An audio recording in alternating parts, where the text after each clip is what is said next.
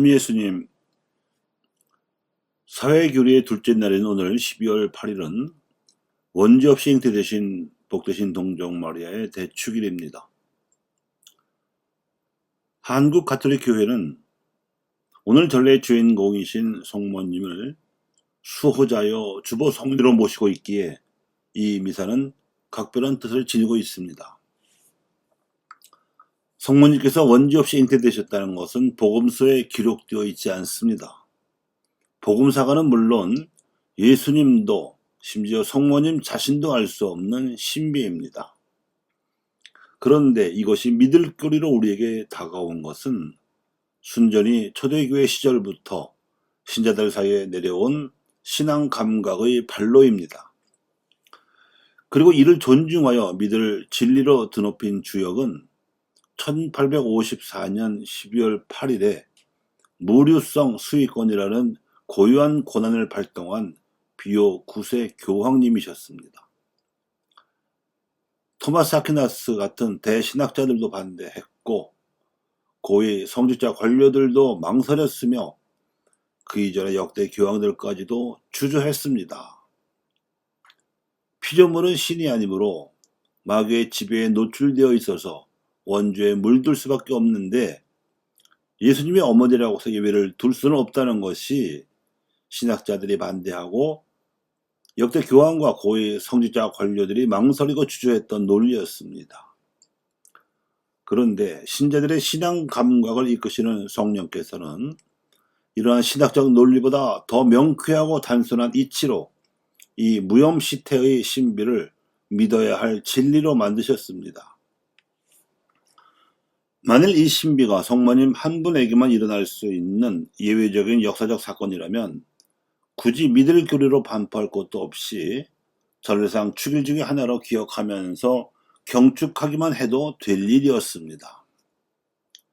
성모님께서는 예수님을 동정의 몸으로 잉태하시고 다윗 가문에 속한 요셉의 아내로서 예수님을 다윗의 후손으로 낳아 기르실 어머니라는 고유한 소명을 받으셨기에 하나님께서도 그에 걸맞는 준비를 하셨을 것이 틀림없다고 신자들은 믿어왔습니다.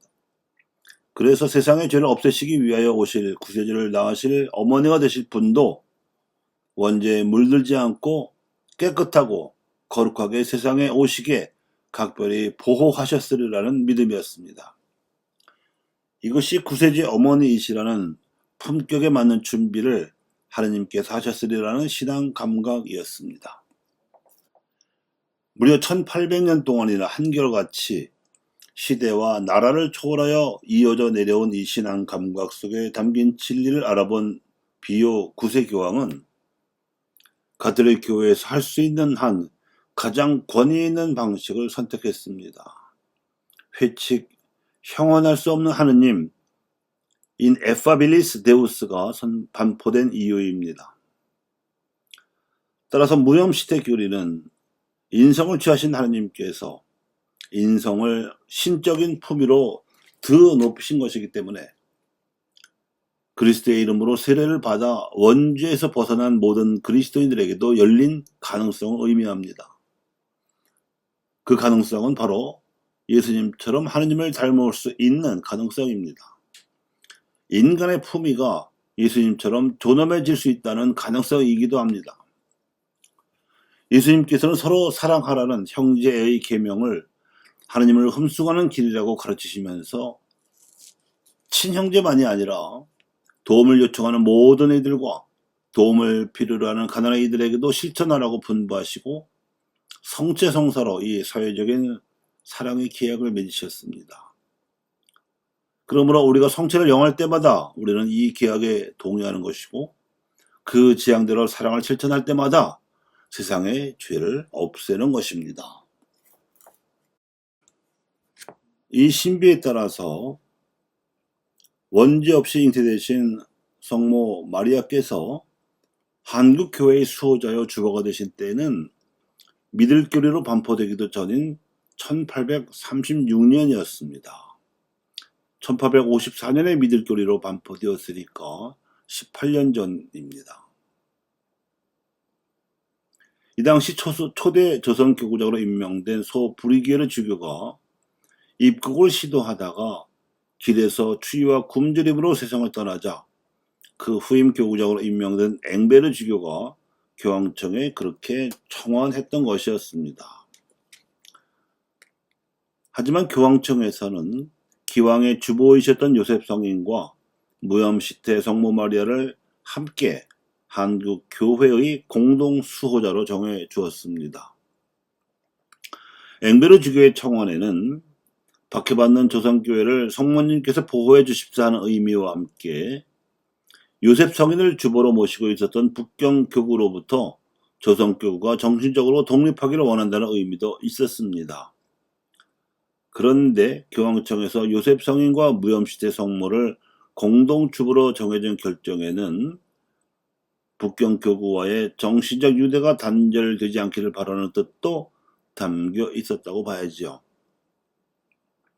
그 결과 한국 가톨릭교회는 무염시태 신심이 성가정 신심과 함께 자리잡게 되었습니다.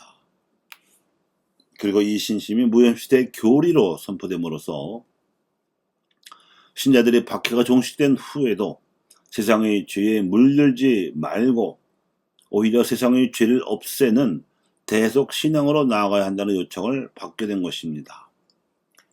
그 요청이 최근 프란시스코 교황님께서 반포하신 새회칙의 취지와도 일맥상통합니다. 바로 형제애와 사회적 우애로 사회적 사랑을 실천함으로써 새로운 사회를 만들자는 것입니다. 우리가 이러한 사랑을 실천하며 살아갈 때 우리는 세상의 죄에 물들지 않으면 물론이고 신성애로까지 더 높여진 존엄한 인성을 갖추고 세상의 죄를 없앨 수 있게 됩니다.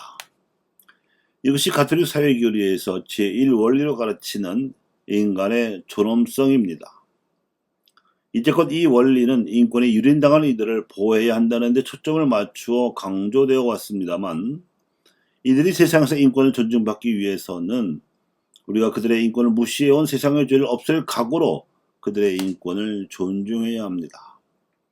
또한 우리도 이 교리에 담긴 신앙 감각을 갖추어야 할 것이며 아울러 무염시태 성모님을 주보 성인으로 모시고 있는 신자로서 이에 걸맞게 인간을 무시하는 세상의 죄를 없애려는 지향을 지녀야 할 것이고 그 열매는 사회적 사랑의 행동을 실천하는 것입니다. 그래야 하느님을 믿지도 않으면서 인권이나 인간 존엄성을 말하는 세상이 비로소 그 근거와 이유를 알게 될 것입니다. 감사합니다.